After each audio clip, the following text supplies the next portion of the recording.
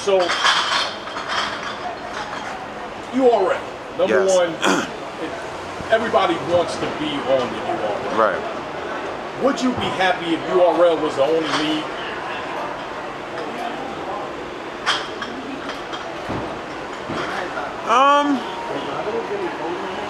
Well, I'll say this, nothing, right? But I'm just. See, I'll say this. Let me say this first. I do radio. When we come to these events, 50 other people out here doing the same thing I do. I've never cared about them. I try to do what I do and try to make what I do my thing. So it's like that was never really a problem since we started doing this. But in battle rap, you know, I know it's a little different, you know, because you know. Well, this is what I say. I say like this, right? I like what we do. I think that within battle rap, there's different styles of battle rap. Just like there's different genres of music, there's different styles of battle rap. And within each genre, there's little sub-genres within. Like for instance, I think this happens all around the board with rap and hip-hop music, and even with the rap and hip-hop entertainment, and now with battle rap. But okay, give you an instance, right? Now, rock music, they got a new genre. Oh, this is grunge. This is heavy metal, death metal, contemporary, classic, this, that. There's all these different things of rock. Oh, it's all different.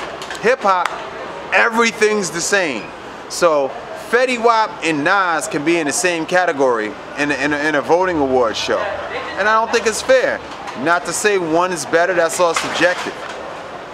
They're different. They're definitely different. You know, you can respect them for what they do on, you know, different sides of the spectrum. But Nas is a lyricist, he's dope on that end. Fetty Wap makes good songs that you can party to and dance in the club with a lady with. You know what I mean? Who are we? I can't say who's better. I can say who I like and what I prefer to listen to, but I can't say, you know, which one is better. And I think the same thing happens in battle rap. Like I feel like URL is very street, it's very urban, it's very gritty, it's edgy, it's tough. You know what I mean? That's the style of battle rap that we have. Then there's the other leagues that do stuff that's a little more jokey or, you know, funny.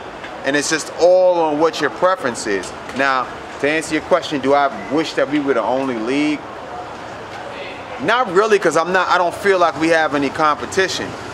My only discrepancy, or the only thing that I don't like, is I don't like share the MCs that we have that come to my league. I want you to battle here. Like if you watch, like it's like, what is the purpose? What makes you different from anyone else if everyone hires the same people?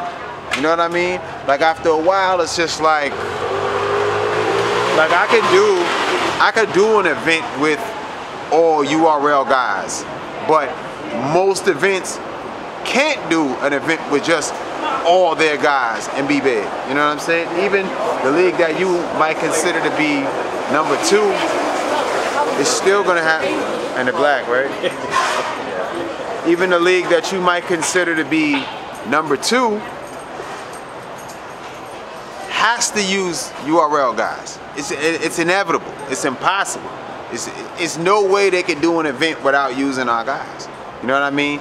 But then, you know, that doesn't really bother me as much as it used to, because I would never book the other guys that my guys are facing. I would never do those battles. So I guess it gives people, you know, a little entertainment to see, you know, a difference, you know, a style clash, a cultural clash.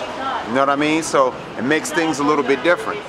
But I just think that there's different styles, there's different genres within battle rap. I think there's different genres within hip hop, and I don't think that we should all be classified and grouped in with each other. But I know I'd be rambling and shit and talking. It's just I speak from the heart. A lot of editing with this, but it's okay. Because you just be gone, and I just let you, you know, let you yeah, talk. because then you can chop it up. The biggest thing is because there's so much. There's always seems to be some kind of conflict between one league and URL. You know what it is? Because the fans make it that. You know what I mean? The fans make it that, and sometimes the other battlers make it that. So you know, the way that URL's presentation is like it's an exclusive club, right? So if you have an emotional investment in your favorite rapper and he's not on URL and you think he's good enough for your man or your cousin or your brother and he's not on there, it comes across like, oh, they don't fuck with him. I know they see him. They think they're too good for fuck them. You know what I'm saying? Or if you have an emotional investment in a certain style of battle rap or a certain league, and you want them to have the perception that they're #1, and they're not, based off the numbers, based off the research, they're just not #1, then of course there's gonna always be this, well, these guys could definitely beat these guys if they had the shot, and there's gonna be the feuding and the back and forth, and I think it's good to a certain extent, because it gives people stuff to debate about. It gives people things to talk about. So you don't think you're actually holding some of the URL guys back by not allowing them, or whether you're allowing them or not, I don't mean to say you own them, but by not wanting them to actually expand their horizons and battle these other guys, but this is the thing. Exposure. This is the thing though. People always say, oh, you know, URL, because we are from Smack. We are a street brand, right? Not anymore. But not anymore, but people, that's our perception, whether we like it or not. That's our perception, right? So because we're a street brand, people automatically think, well, overseas and over here and over there, the next brand that speaks English in terms of battle rap, I mean, we always know that that league in Thailand, they get the most views or whatever, but like in terms of English speaking brands, the next closest brand to us is like 100 million views away. Literally, that's over 100 million views away. You know what I mean? Over 100 and something thousand subscribers below us. It's not even close. They're #2 by default. So when you say expand your horizons, expand where? Because evidently I have all of my fans and your fans. But you gotta understand, let's say Drake will perform in a stadium, right? But Drake will also go to a small venue and do it also. So it's not always, like I said. Well, he'll do a small venue, but it's still to the same audience to give more of an intimate feel, right? But a lot of artists. No, what you're saying is an artist will perform in a stadium and then go to a smaller venue to give an intimate feel, right? It doesn't take nothing away from them. It just shows that. But that's different with battle rap. You know why? It shouldn't be. You know why it's different? It shouldn't. I'm gonna tell you why. Okay.